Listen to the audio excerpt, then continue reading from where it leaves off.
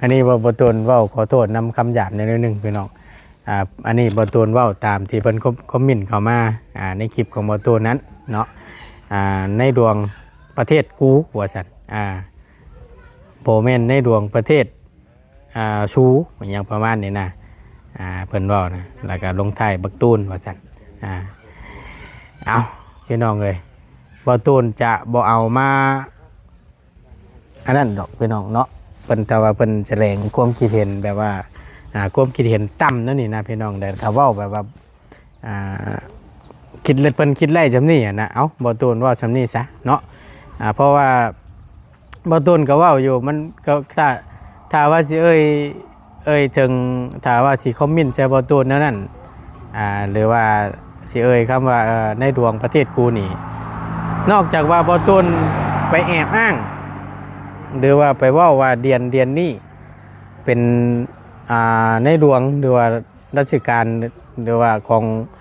อันนี้พังเล่านี้อันนั้นน่ะจังทึกเป็นน้องเลยจังเอ่ยคำนั้นหรือว่าต่อว่าให้บ่ตูนนั่นนะแต่อันนี้บ่ตูนก็บ่ได้ว่ามีแต่บ่ตูนว่าเป็นเดียนพระเจ้าอยู่หัวรัชกาลที่9ของพังไทยบ่ตูนก็เว้าอยู่ในคลิปบ่ตูนบ่ได้หมายความว่าจะว่าในหลวงของเราเนาะแต่ว่าเงินกีบนะแม่นพี่น้องเลยเป็นเงินกีบแล้วเนาะบ่ตูนไปเอาก่อน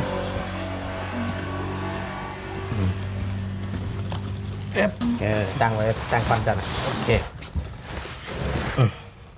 เวลาพิงกับพิงใส่ตัวนี้เด้อไม่ตัวนี้แต่ไว้พ่นเขาจะมันหัก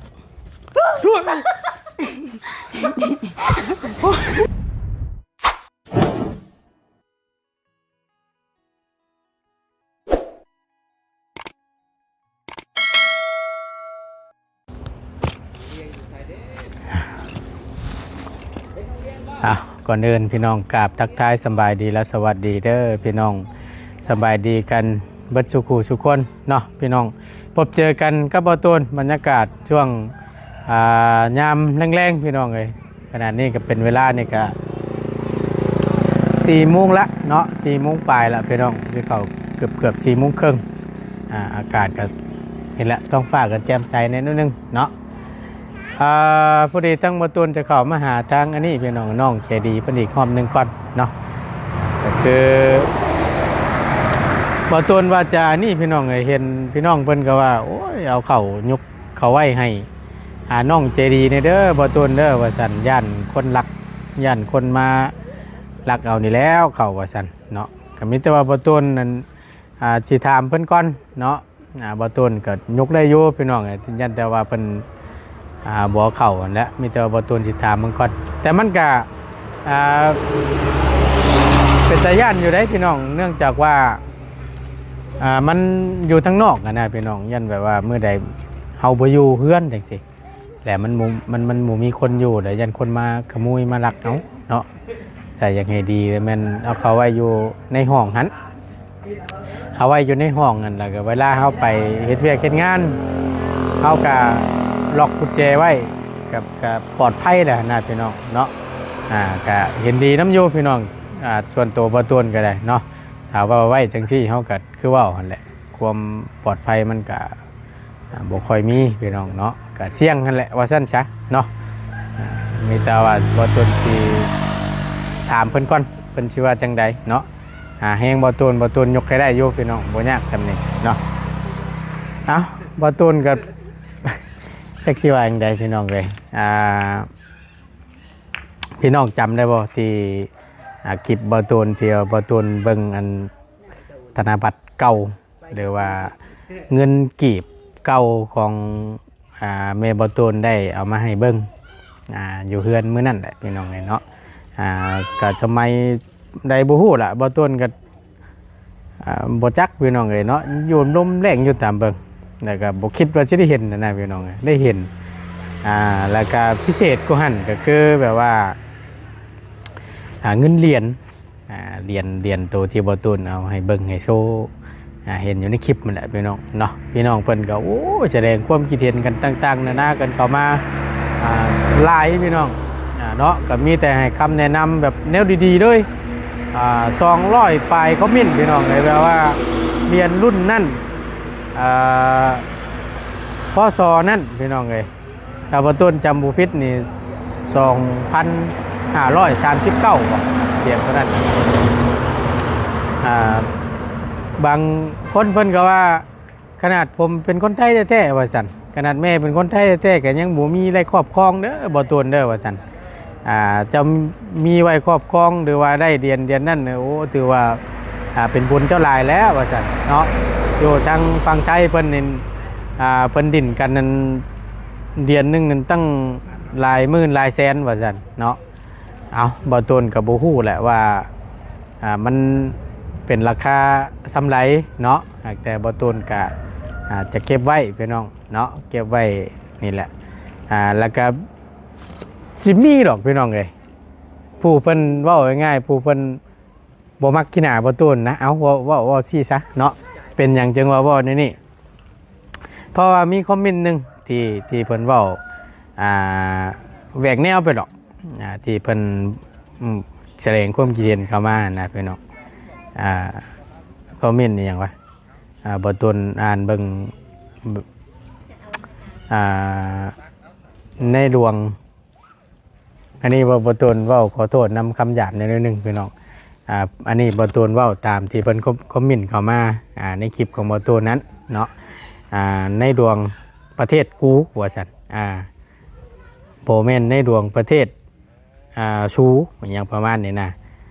เพิ่นเว้านะแล้วก็ลงท้ายบักตูนว่าซั่นเอาพี่น้องเอ้ยบ่ตูนจะบ่เอามา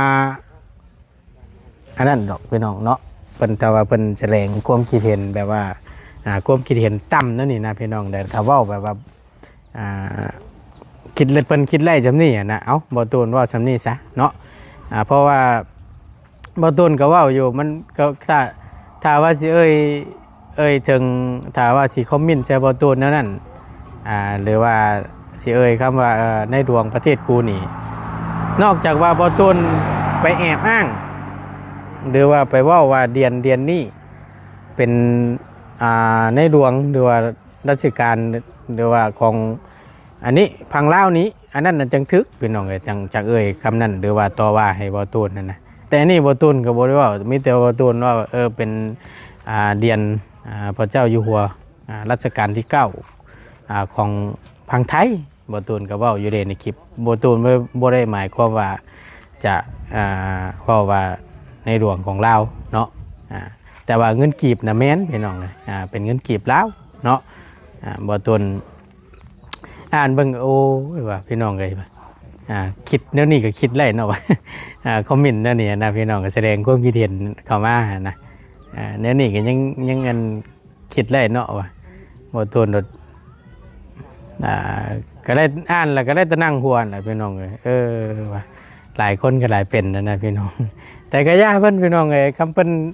คอมเมนต์อันแนวนั้นแล้วถ้าว่ามันสบายอกสบายใจเพิ่นก็ปล่อยเพิ่นให้เพิ่นอันคอมเมนต์ไปล่ะคำว่าคอมเมนต์แล้วมีความสุขกันนะบ่ตูนก็สิบ่ถือสาเพิ่นดอกเนาะเพราะว่าบ่ตูนบ่ได้หยังผิดก็สิว่านี่นะคำบ่ตูนเวทหยังผิดหรือว่านู่นนี่นั่นน่ะแม่นพี่น้องบ่ตูนก็คือเว้าในคลิปนั่นแหละเนาะบ่ตูนก็บ่เข้าใจคือกันแต่ก็ย่าเพิ่นพี่น้องเนาะปล่อยไปมีแต่เดี๋ยวบ่ตูนเมื่อเดี๋ยวบ่ตูนเมื่อเบิ่งแล้วก็สิไปเอามาไว้สิไปเอามาไว้เพราะว่ามื้อนั้นทั้งตู้แม่ให้บ่ตูนเอามาไว้อยู่เอาถือเมื่อไว้อยู่เพื่อนเด้อบ่ตูนเด้อว่าซั่นเนาะเมื่อไว้อยู่เพื่อนเช้าว่าซั่นแต่บ่ตูนบ่ได้ถือมามื้อนั้นพี่น้องเนาะให้ลูกชายเก็บไว้ให้บ่ตูนนี่แหละเก็บไว้ก็มีแต่ว่าบ่ตูนจะเก็บไว้แล้วพี่น้องเนาะพี่น้องเพิ่นก็แนะนำบ่ตูนเข้าไปเบิ่งเด้ออันหยังผู้เพิ่นรับซื้อธนบัตรเก่าว่าซั่นหรือว่าเกี่ยวกับแบงก์ต่างประเทศหรือว่าพวกเรียนต่างประเทศบ่หรือว่าเรียนสมัยเก่าๆพศได้หลายปีนะพี่น้องและเพิ่นรับซื้อและในราคาน่ะแพงได้ว่าซั่นแพงว่าซั่นและบ่ตูนลองติดต่อเบิ่งและก็ถามเบิ่งเพิ่นว่าห้านเข็มทิศอย่างสักอย่างเนี่ยบ่ตูนก็ได้เสิร์ชเข้าไปเบิ่งนั่นแหละ ทั้งห้านอ้ายเพิ่นเนาะก็เห็นอยู่พี่น้องแต่ก็บ่ตูนก็ยังบ่ทันได้ส่งให้เพิ่นเบิ่งดอกแต่ยังบ่ทันได้ติดต่อหาเพิ่นเนาะบ่ตูนก็ว่าจะเก็บไว้ก่อนเนาะก็สิลองเบิ่งสิลองส่งเบิ่งอันโตธนบัตรเก่าหรือว่าเงินกีบเก่านี่แหละต่างประเทศก็เห็นทั้งอ้ายเพิ่นรีวิวหรือว่าเพิ่นถ่ายลงไปก็บ่ตูนรู้สึกว่าเห็นอยู่ใบหนึ่งห้อยกีบใบสีเขียวคือบอตูนโชว์นะเป็นเงินกีบนี่แหละแต่บุหัวาเป็นพศได้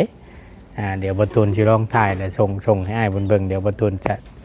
จะติดต่อหาเบิงก่อนพี่น้องมีเวลาก่อนเนาะก็ขอบคุญขอบคุณหลายๆพี่น้องที่เข้ามาแสดงความคิดเห็นเนาะ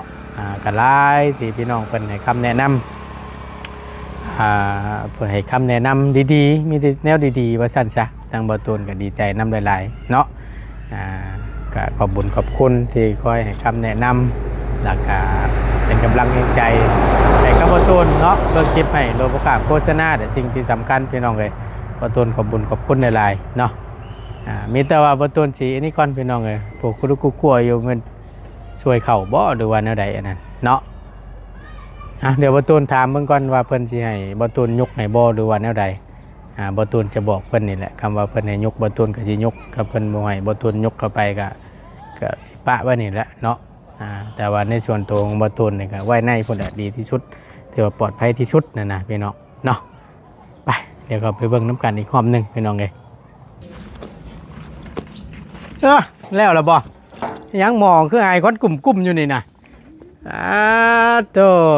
ใส่งานแล้วบ่อันนั้นน่ะอันกิจไฟเจ้าน่ะใช้เบิ่งอ่ะได้จักบ่นะได้นอนได้เฮ็ดเวลาตอนแระนอนตอนนั้นแหละนอนได้อยู่ดอกก็นี่สำนี่พอได้ตั้งเคียงตั้งเงินเตาน่ะเจ้าบ่เฮ็ดเองคักละสบายดีสบายดีนึ่งข้าวบ่ช่วยข้าวยามพ่นกามขึ้นนอนขึ้นนึ่งอยู่เพื่อนนี่ถึงแล้วยามได้พ่นนึ่งอยู่ตลาดแม่นไว้ถ้วยไว้บวงหรือนู่นนี่นั่นเนาะก็ไว้อยู่เทิงนี่แหละคักอยู่ดอกเนาะ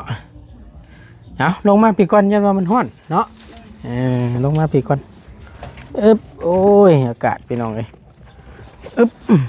เวลาแระนอนเห็นรถบ่เป็นยังดอกเนาะเอานิดไม่เท่านี้เห็ดแล้วยัดเวลาเห็ดนั่นแหละยามเป็นนอนใช่แระไปเบิ่นมาไปดินไปดินแล้วไปดินน้ำมันน้องแต่งจริงเลยน้องของน้องแต่งจริงนั่นแหละว่าคือจังซี่เฮาสิถามอันเข่านั่นเข่าซานน่ะอยู่เทิงเฮือนน่ะไว้อยู่นอกบ่ย่านมันเสียบ่หรือว่าไว้อยู่ในแหละหรือว่าสิยกเข้าไว้ในบ่ยกบ่เฮาสิยกให้ยกไปทำบ่สิยกนี่ครับสิยก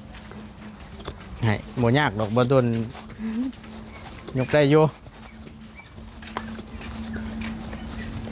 ต่อไว้อยู่นอกผันย่ำเที่ยนะผันย่ำเขาอยู่เนาะอันตรายได้เคยจัดเตรียมไว้เด้ออยู่หม่องในนะว่าเสียไว้หม่องใดบอกเขาเด้อ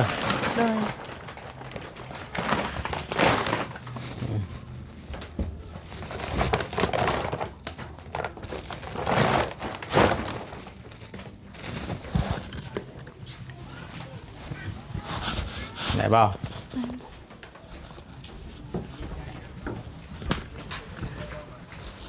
ได้ลง2 คนหามบ่โอเคหามา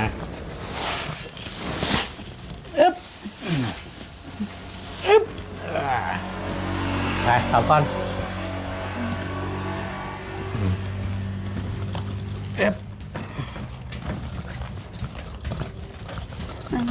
ตั้งไว้ตั้งก่อนจ้ะนะโอเคเวลาพิงกับพิงใจตัวนี้เด้อไม่ตัวนี้แต่ไว้พ่นเขาจะมันหัก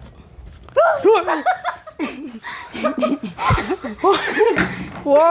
ยว้าวตกใจเว้ยพี่น้องเลยมาย่ำเลยดิพี่น้องเลยโอ้เห็นในใจโจมเข่าขึ้นอยู่จังหวะสิไปเห็น โอ้ยเฮ็ดเด้อบัดนี้หัวใจวายเลยเนี่ยนี่โอ้ยเนาะบัดเพิ่นสิมาก็ได้ มาไม่ได้บอกเนาะ มาบ่บอกบ่กล่าวเนาะ ตกใจเบิดหน่อยลังมากย่ำใดบ่ฮู้โว้ยเนาะวางรถมัน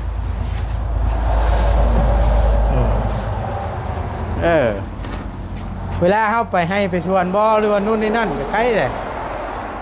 มันจังบ่นั่นครับพลอยอยู่ใช้พลอยมากวดไหม ไอ้ปนายกันนี่ มีบ่ล่ะ ก็ตักตาย เพิ่ม จ้า ตกใจเบิด ก็ไอ้ปนายมา อืม ไอ้ยุ้ย เฮ้ยเย็ดเด้อปัญหาเด้อสบายดีล่ะสบายดีเดี๋ยวมาวันนี้ยินไปบอก สิเห็นอะไรยุกเข่ากับเมย์จะอยู่เนาะยันเราเบาตื่นกล้องยังอ่ะนะกล้องนั่นนี่ยังให้น้องกินน้ำนี่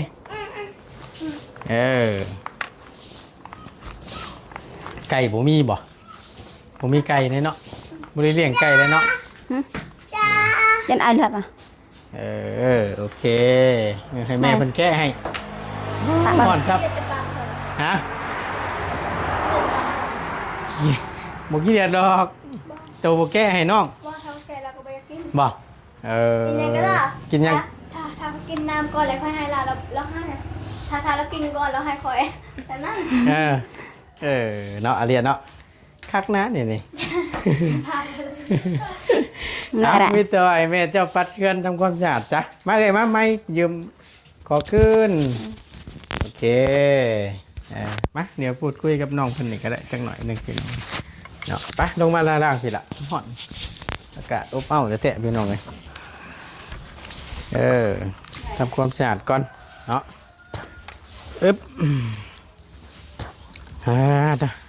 ห่อนจะแตะสุดยอดเลย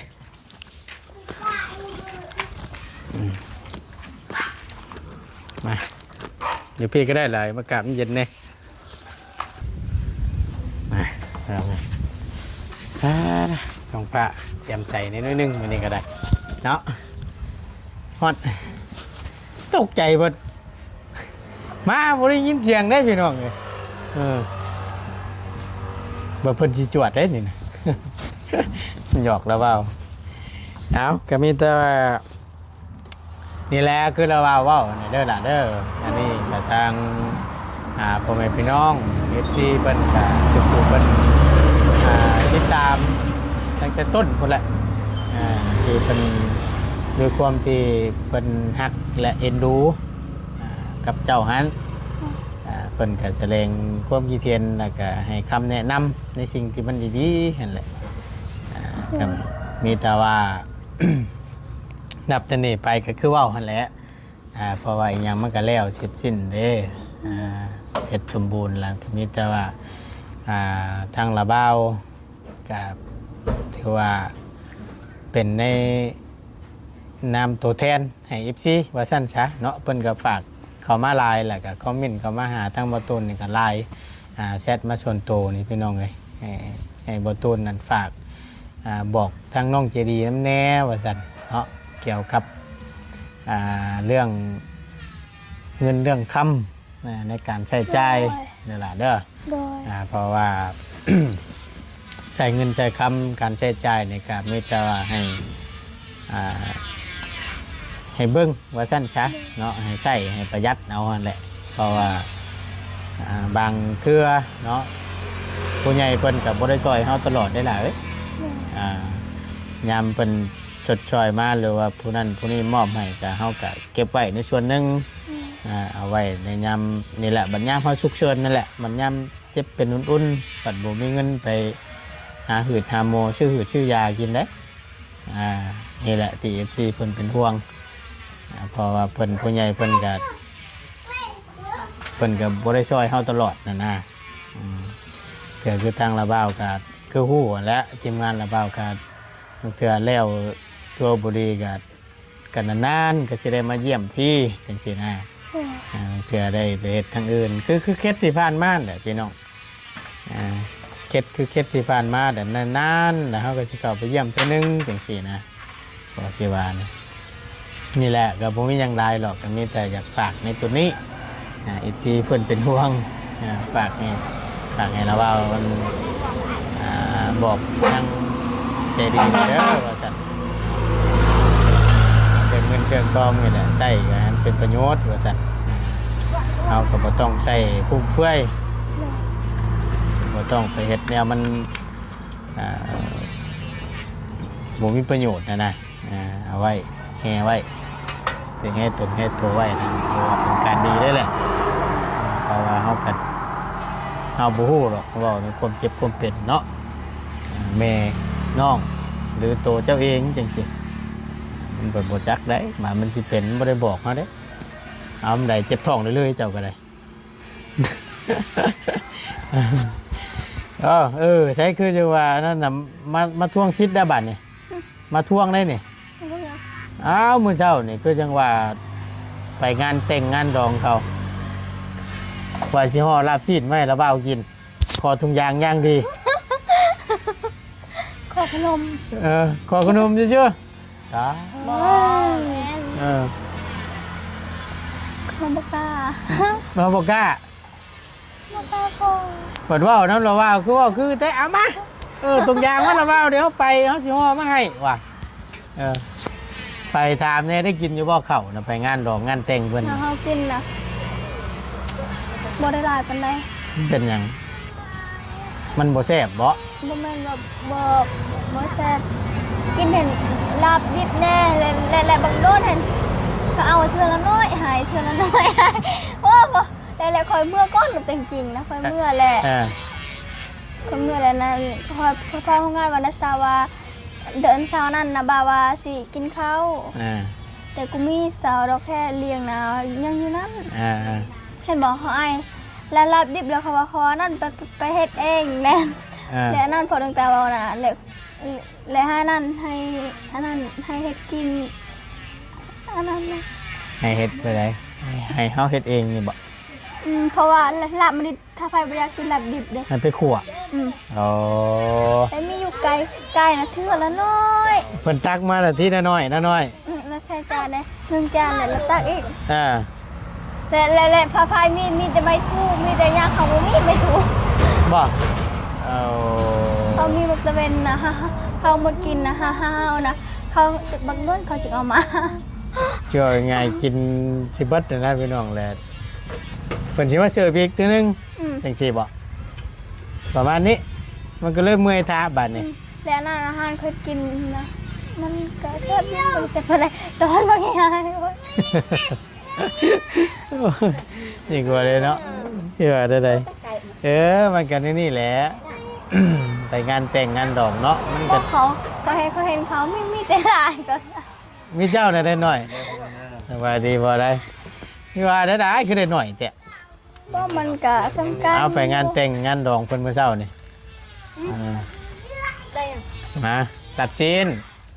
เฮาไปทูเขาบ่มีเนาะ ไม่บ่นี่โต๊ะเจ้าเห็นบ่ มีแต่บวงไม่ถูอ่ะ ไม่ถูกก็มีบวงก็มี เอิดหนาวรุ่นแหละ บวงมีแต่3 อัน บ่ 3เหรอ เอิดหนาว 3หรือ ยาก 2 หยังเนาะ 3เหรอ แต่บ่เป็นหยังหรอกเนาะก็ว่าระบาบ่ยอกซื่อๆหรอกบ่เป็นหยัง บ่เรียกอยู่ใส่เรียกที่จะเอาว่าสิเอาให้นั้นพอตูนเนี่ย ไปบอกเจ้าจะเอาไปฟังไปล่ะ เออ ไปบอกแล้วจริงแล้วก็ว่าใจจะว่าสิเอาเมื่อให้ว่าตูน ตัวคือกันเบา อ้าวไปได้ บ่เป็นหยังบ่ยอกก็ซื่อดอกบ่เป็นหยังดอกไปถ้าเจ้าได้กินก็สาธุแหละ ว้าขอโทษในร้านพี่น้อง เป็นอย่างดีบาด ขอโทษในร้าน ยาย ป้าขอโทษในร้านอยู่ใครในวงอาจารย์นะ ที่เพิ่นที่โตแล้วเนาะก็ยามมาเพิ่นเฮือนเจ้าไปฮอดเพิ่นอยู่บ่เพิ่นไปฮอดเพิ่นอยู่หาเพิ่นมาขึ้นเฮือนอยู่บ่เดี๋ยวว่าในบ้านนี่เพิ่นมีงานจัดงานจังหยังเพิ่นก็มาฮอดทั่วถึงเบิด นั่นเขาบอกคือเขา เพิ่นน่าจะบอกแหละเนาะ ติหรอกพี่น้องคักแต่ว่าแต่งได้ตลอดเลยพี่น้องบ่ได้วนวายน้ำเดือนน้ำดาวเนาะย่ำใดก็แต่งได้ปัดเพราะย้ำได้เขาแต่งนะ คือใช่แล้วนี่ปกติมันก็จัดงานแต่งบ่ได้ได้เนี่ยนี่มันผ่านมาได้เด้อันนี้ขอแต่มีเงินพี่น้องโอ้ยบ่ได้วนแต่งอย่างเดียวเป็นเงินเดือนเพิ่นออกได้เงินเดือนออกเฮาสิเลี้ยงเพิ่นว่าเอ้าจะบอกมื้อเช้าเงินเดือนเฮาออกได้วะได้เท่าไหร่ เพลง 200,000เงินเดือนเงินไปเฝ้าโรงงานนั่นบ่แต่วันนี้ล่ะทั้งนั้นบ่อันทั้งระบ้าวน่ะแบ่งให้ใช้บ่โดยแบบบางเทื่อนะพี่น้องในบางเทื่อบางช่วงบอกคิดบอกตอนแรก50แล้วบัดดงก็50แล้วบัดดนอีก150,000 150,000 200,000ค่าทั้งนั้นบางเทื่อก็59อิงตามประจักษ์ทั้งพุ่นได้ลายก็อาจจะได้ให้ลานลายนี้โดยทั้งพุ่นได้น้อยก็ให้ลานก็ได้น้อยแหละแม่บอกล่ะกับเป็นยังดอกก็มีแต่ว่าคือช่วงน้องเพิ่นแบบว่าเพิ่นเจอเรื่องระบาดเพิ่นโบไปหันไปนี่แล้วให้ทั้งหลานไปเผาเทียนจริงๆนะพี่น้องแหล่งเงินเดือนออกมาแล้วก็แบ่งให้หลานใช้จริงๆนะแบ่งกันดีคือกันเนาะซอยๆกันนั่นแหละพี่น้องเลยอยากตีพี่น้องเด้หักแพงกันไว้เนาะหักแพงกันใครกูสั่งกันได้แต่ว่าอันระบาดเมื่อไหร่ที่ว่าบ่ได้เข้ามานานๆเข้ามาที่จะสิลืมกันประจักษ์นี่น้ำบ้านมาหรือเปล่าเอาเข้ามาแต่นานๆกันสิมาทีไม่ได้จังว่านี่แหละแพ้บอกเอากะเนาะเจ้าเห็นบ่งานเลี้ยงงานแต่งเจ้าไปมื้อเช้านี่เพิ่นก็ยังมีวันเลิกลา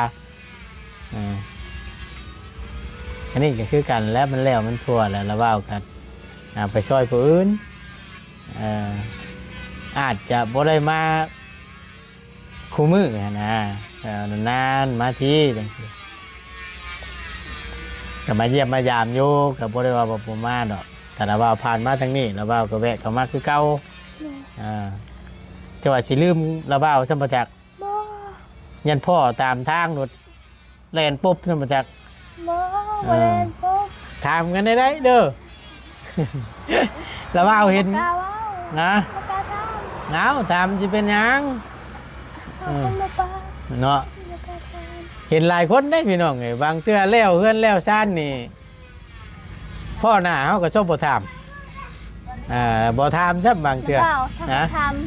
ถ้าเขาทำแต่ตอบอยู่ถ้าให้เขาทำเขาย่านหยังก็คือเจ้าเห็นนี่แหละนี่ทีมงานมีไปแน่เจ้าก็ฮู้เบิดแต่ละคนแม่นบ่ล่ะเจ้าสิย่านไปละว่าวก็บ่แม่นงูถามปั๊บเดี๋ยวจะไปตอดปั๊บรถกับโมเมนต์แหละเนาะเห็นลายได้พี่น้องไงเนาะบางเทื่อพ่อตามทางบางเทื่อแบบไปหันไปนี่พ่อใส่กระยานนะแบบเห็นเท่าเลยเห็นคือบูจักเลยนะบางเทื่อนะเห็นหน้าเขาเราลบปั๊บไปเลยจริงๆนะบ่ดอกกะจังว่ากับว่ากันจริงๆแหละหลายคนนะกับบ่ดอกนี่กับพ่อกับทักทายถามเก่าหันแล้วมาแล้วโบแมนพ่อหน้าเจ้านี่ลบปั๊บไปเลยอย่ามาบ่จื้อค่อยนะโอ้ยจื้อคือเก่าหันแหละค่อยก็จื้อกันเนาะยันแต่ตัวแหละบ่ค่อยจื้อกันสาธุเนาะจักเตะปาดไปบัดนี่เอานี่แหละในสิ่งที่มันดีๆกับเบาต้นกับแนะนำบอกสอนทั้งน้องๆเพิ่นนี่แหละพี่น้องเนาะแต่ว่าเราเว้าแล้วมันบ่ดีหรือว่ามันบ่เป็นประโยชน์ก็บ่ต้องเอาไปใช้เด้อถ้าว่าเราเว้าไปบอกไปแล้วถ้าว่ามันดีมันเป็นประโยชน์ก็นำเอาไปใช้เด้อคำเว้าของเราเว้า แค่นั้นแหละเราเบาจะเตือนก็ได้บ่ได้มีอย่างไรหรอกเนาะเพราะว่ามันก็คือหู้แหละพี่น้องเลยอยู่ร่วมกันนี่ครับอยู่กับแม่น้อง3 คนอยู่เพื่อนนี่จะไปเจอเบิ่งแย่งหักแพงกันนั่นแหละเนาะ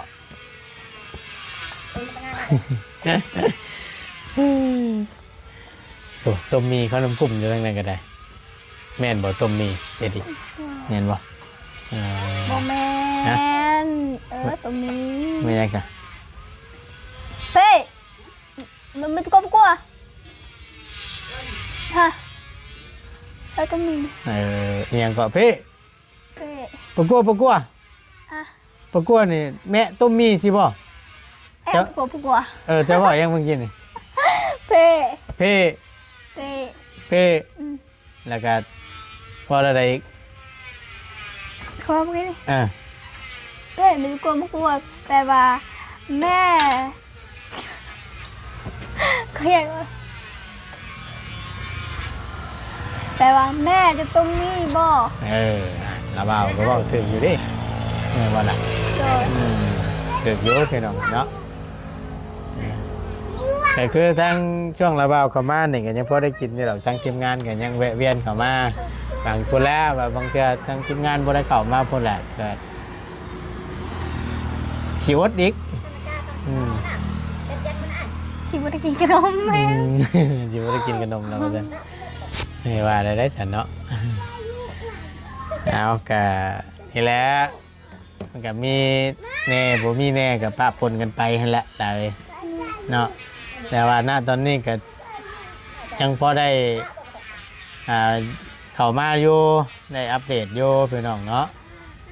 เพราะว่าเพื่อนน้องเลี้ยงนี่กำลังดำเนินการกำลังกบไม้กบตอกแล้วก็สิอยู่กันดนเติบอยู่เพื่อกันสิแล้วกับแลนพุ่นแลนพี่น้ำแหละพี่น้องเค็ดไม้น้ำแน่บางเทื่อแล้วก็แวะหาน้องป๊อปน้ำแน่บางเทื่อเพราะว่านี่ก็คือว่าแล้วเสร็จสิ้นสมบูรณ์แบบแล้วเนาะใจน้ำพี่น้องทั้งเบื้องท่อนั่นก็ได้เนาะท่อถมทางเขาเพื่อนน้องเจดีเพราะว่าตั้งง่ายเพิ่นถามบ่ตูนมาบ่ตูนก็ได้ถามไหนกินข้าวก็มีบ่ โดยเชิญแซ่บเราถามกับมาบนต้นก็ได้ถามราคาให้เคยน้องเนาะแต่ก็ยังบ่ฮู้ว่าทางไงเป็นสิว่าทางใดก็มีแต่ว่าฟังเบิ่งเนาะถ้าว่าไอ้เพิ่นซอยก็มาก็สาธุแหละพี่น้องก็จะมีทางเข้าหน้าบุงหน้าบ้านนั่นแหละคือง่ายอนาคตข้างหน้าเนาะถึงลอตเตอรี่ชื่อรถวิโก้มาขี่หรือโย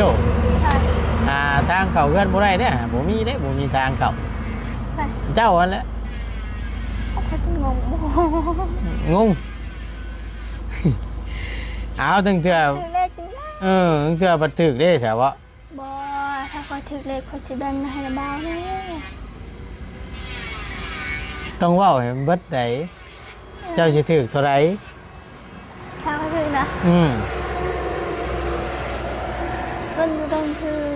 เข้าไปหูถึงเถื่อบัดถึกหน่อยเลยให้ได้สันบาทเลยหน่อยแบ่งกันหน่อยแบ่งกันคนเครื่องเนาะถ้าได้ก็แบ่งได้ได้เนาะดีใจแล้วนะบ้าบางเนี่ยเจ้าใส่พันนึ่งไก่บ้านเจ้าใจชาวบ้านไก่หรือเปล่าชาวบ้านเจ้าใส่เส้นนึ่งค่ะคอยคอยนะบ้าเส้นนึ่งบัดพอดีจ้ะตั้งให้เราบ่าวเส้นหนึ่งให้ทอทุนนะป้าชาคอยทึ่งใช่ไหมกำไรด้วยจ้ะโอ้ถึกแสนหนึ่งนี่เลข3 ตัวนี่ก็โหหลายล้านเท่าไร10 เจ้าล้านผู้ได้น่ะล้านคนก็ไม่เห็นบ้าลายกูหันอีกได้ให้ละบ้าแสนหนึ่งกินเลขกินได้เลขกับบริสุทธิ์ติกูเมนคว่ำแล้วมักถือบอกเจอบอกละบ้าหนูก็ไปเจ็บไปเลขตัวไรเนี่ยสิเลขที่ออกเลขที่ออกฟังได้สิฟังเด้อใส่เด้อเลขที่ออกเลขฮะ เลขบูจ้า FC เพิ่นถ่าฟังอยู่ เลขที่ออกว่าเลขบู เอาก็เอาโบย โอ้ยให้ FC ฟังจับเจือเจ้าก็ได้ โอ้ยเนาะเอาโอเคพี่น้องเอ้ยทั้งหมดต้นก็จะได้ขอจบคลิปปิดคลิปก่อนเนาะจังใดก็ขอบคุณหลายๆเด้อพี่น้องเด้อ